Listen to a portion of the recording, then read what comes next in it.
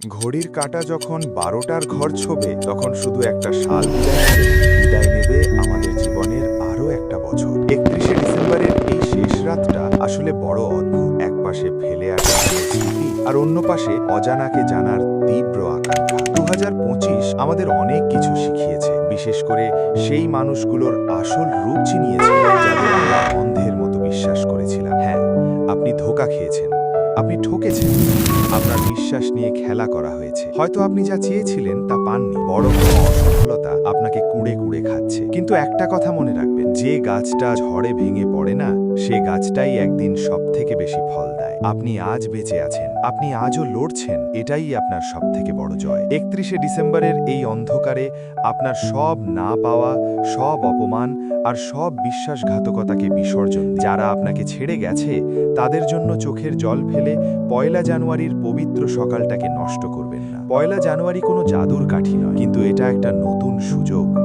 ধোঁকা খেয়েছেন বলে ভালোবাসা থামিয়ে দেবেন না, ব্যর্থ হয়েছেন বলে চেষ্টা করা ছেড়ে দেবেন না। ২০২৬ হোক আপনার ঘুরে দাঁড়ানোর বছর।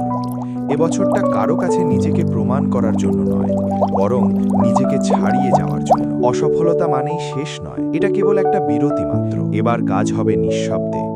আপনার কঠোর পরিশ্রম যেন এমনভাবে গর্জে ওঠে যাতে সাফল্য আপনার হয়ে কথা বলে। আসুন ৩১শে ডিসেম্বরকে বিদায় জানাই কৃতজ্ঞতার সাথে, কারণ সে আমাদের স্বপ্নকে শিখিয়েছে। আর পয়লা জানুয়ারিকে গ্রহণ করি এক বুক সাহস নিয়ে। যারা আমাদের হারিয়ে দিতে চেয়েছিল, ২০২৬-এ আমাদের সাফল্য যেন তাদের যোগ্য জবাব হয়। স্বাগতম ২০২৬। এবার গল্পটা আমি নিজের হাতে লিখব।